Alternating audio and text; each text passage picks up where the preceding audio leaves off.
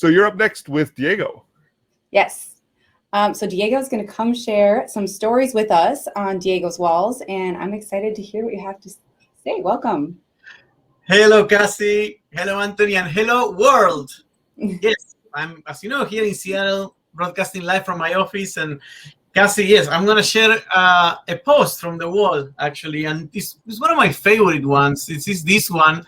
I first heard him say this. He was a Uruguayan author. His name is Enrique Balinio, and he said it in Spanish, but I'll translate it to English. And it says, "We teach what we know, but we spread what we are." Right here. We teach what we know, but we spread what we are. What does this mean? It means many things. I think that for me, it means that we may want to teach something and say something and transmit something, but really what's contagious is our attitudes and the way we are. And I think like a person that does a really good job describing this is this gentleman from Canada. His name is Drew Dudley, and he gave a TED Talk called Everyday Leadership. It's only 6 minutes. I highly recommend everybody to watch it.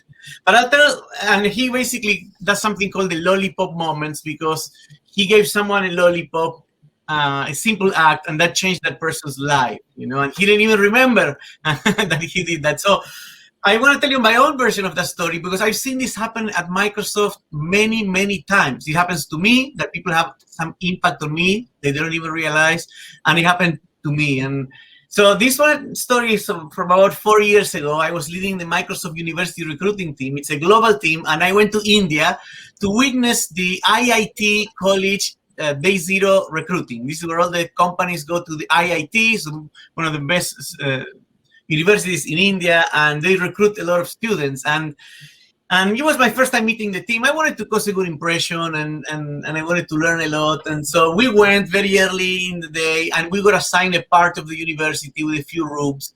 And I was visiting the team, so I didn't have really a job to do. So I was there for moral support and learn.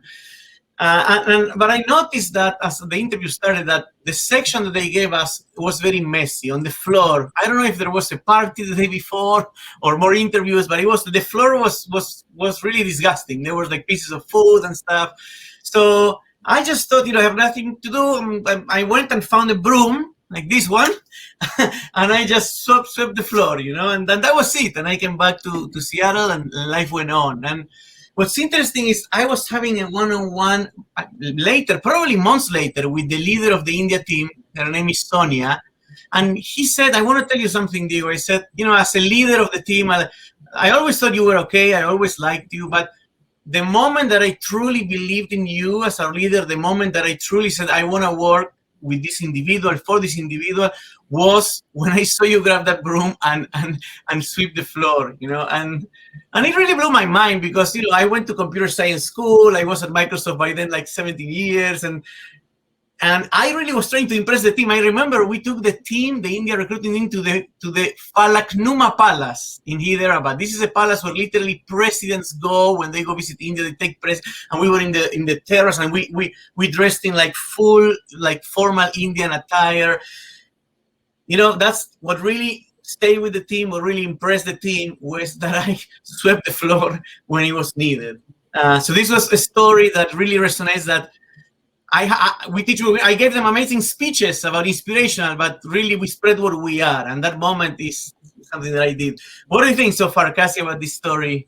I think there's so many beautiful messages within it. I think that we've all experienced something insignificant, maybe to somebody else that was significant then to us, and how sometimes it's just the thing you needed to hear or see at the time to help you kind of see things differently. And I also think it's also has a message of living through compassion and humility, helping out when you can, and like spreading good, and how those like little acts of kindness, and as cheesy as it may sound, they do create, big things. No, absolutely. And sometimes leadership can have many tools. We go to leadership trainings and stuff. Maybe sometimes the tool for leadership is this one, So I want to thank Sonia for closing the loop. This is something that Drew also talks about. Like sometimes people don't close the loop, and you don't know the impact you had. So I encourage everybody to close the loop. And I spent, actually, I would say the last 4 or 5 years actually sending letters to people that had that sort of impact on me. And every time they were very grateful. So again, when you look at leadership, sometimes leadership at a tech company is not about giving inspirational speeches. It's not about.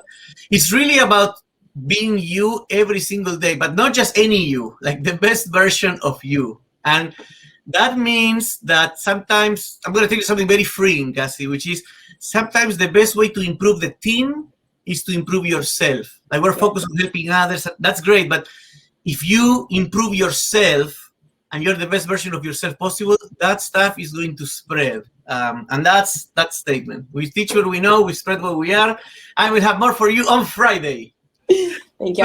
So very important. If you ever go to India, check out Falaknuma Palace. They have a beautiful terrace. And then every day, just check yourself and say, am I being my best self? Like what's going on in my life, my feelings? Like, am I able to be because everything we do is being watched. Everything we do is contagious. So that's all. Just try to be your best self, and that's leadership.